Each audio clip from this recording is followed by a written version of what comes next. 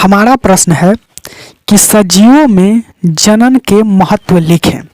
ये मैट्रिक का पूछा हुआ प्रश्न है जो 2024 में पूछा गया है और ये आपका बायोलॉजी का क्वेश्चन है। ओके, ये साइंस बायोलॉजी का यानी कि जीव विज्ञान का क्वेश्चन है। तो चलिए हम स्टार्ट करते हैं। और देखिए पीडीएफ नोट्स बिल्कुल यहाँ पर फ्री मिलेगा। जो भी मैं पढ़ाऊँगा उसका पीडीएफ नोट्स बिल्कुल फ्री मिलेगा। और दूसरी बात कि कहाँ मिलेगा वीडियो के लास्ट में बताऊँगा। और जो अगला बात है वो है कि यहाँ पर 10th और 12th का तैयारी बिल्कुल फ्री में कराया जाता है। नोट्स पीडीएफ सब कुछ असाइनमेंट के साथ है। तो चलिए हम अपने क्वेश्चन पर चलते हैं। सजीवों में जनन के महत्व लिखें। सजीव के मतलब जो जीव है, जो भी जीवित है उसे सजीव कहते हैं। जैसे मनुष्य भी हो सकता है, पेड़ पौधा भी हो सकता है, जानवर भी हो सकता है। सजीव का मतलब जीव, ठीक ना। उसमें मनुष्य, पौधा, कीड़े जितना भी है उसमें। जनन, जनन का मतलब अपने जैसे बच्चे को जन्म देना, यानी कि बच्चा पैदा करना, यानी कि अपने जैसे, स्वयं अपने जैसे। तो यानी कि कोई भी जीव अपने बच्चे पैदा करता है। इसका महत्व क्या है, यानी इसका सवाल कहने का मतलब ये है, ठीक। यानी कि कोई भी जीव, जैसे कि महिला अपने जैसे बच्चे को जन्म देती है, जैसे बउआ मैया, बेटा या बेटी यानी लड़का या लड़की। और पेड़ पौधा अपने जैसे शीशम की ही जन्म देता है। आलू की ही पौधा उगता है। गेहूं का ही पौधा उगता है। तो इसका महत्व क्या है। कीड़ा, अब ऐसा बात नहीं ना कि घोड़ा गाय का बच्चा दे देगा, नहीं ना। और घोड़ी गाय का बच्चा दे देगा, जो बत्तख है वो मुर्गी का अंडा दे देगा, ऐसा नहीं ना होगा। वो अपने जैसे बच्चे को जन्म देती है, ठीक। ओके, तो चलिए हम स्टार्ट करते हैं कि इस वीडियो का मतलब, यानी कि इस सवाल का आंसर क्या है। तो देखिए, सजीव जनन की प्रक्रिया द्वारा, सजीव जो जनन करती है, अपने जैसे बच्चे को जन्म देती है, उस प्रक्रिया उसी कहते हैं, ठीक। जो अपने जैसे पूरा बच्चे को जन्म देना एक प्रक्रिया है, ठीक। द्वारा अपने वंश की वृद्धि का मतलब बढ़ना, ठीक।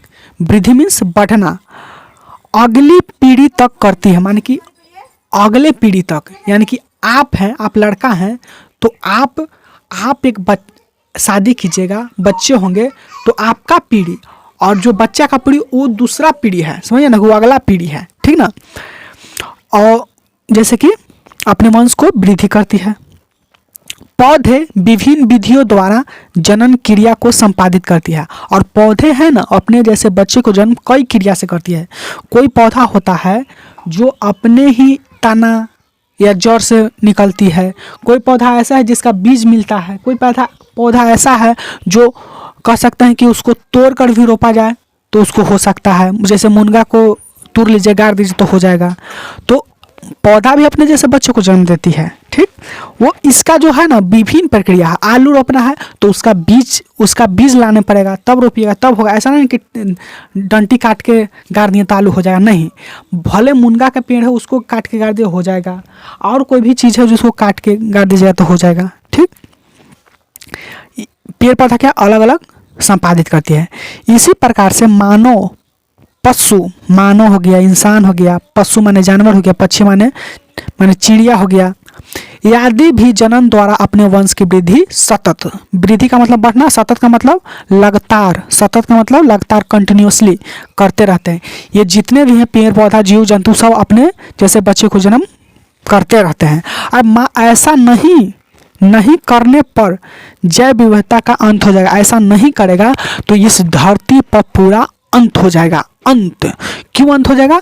अब मान लीजिए कि कोई भी जीव जंतु अपना बच्चे को जन्म नहीं देगा तो क्या होगा, आखिरकार पृथ्वी पर कोई नहीं रहेगा, जन्म ही नहीं देगा। तो दूसरा, जैसे कि मान लेते हैं कि आप हैं, आपके पिताजी आपको जन्म दिए, तो पिताजी तो कहीं मर जाएंगे हैं। अगर वो पिताजी आपको जन्म नहीं दिए होते तो आपका वंश चलता, आपको वंश समाप्त हो जाता। ऐसी सब करेगा तो पृथ्वी पर जितना भी है वो समाप्त हो जाएगा और खाली यहाँ पर कुछ नहीं, हवा और कह सकते हैं कि कुछ भी नहीं रहेगा, ठीक।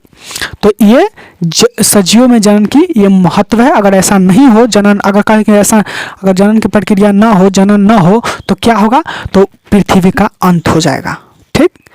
इसका पृथ्वी का अंत नहीं होगा, पृथ्वी पर रहने वाले जीव जंतु का अंत हो जाएगा। और देखिए पीडीएफ कहीं नहीं, वीडियो के डिस्क्रिप्शन बॉक्स में है, वहां से आप डाउनलोड कर सकते हैं। ओके, धन्यवाद।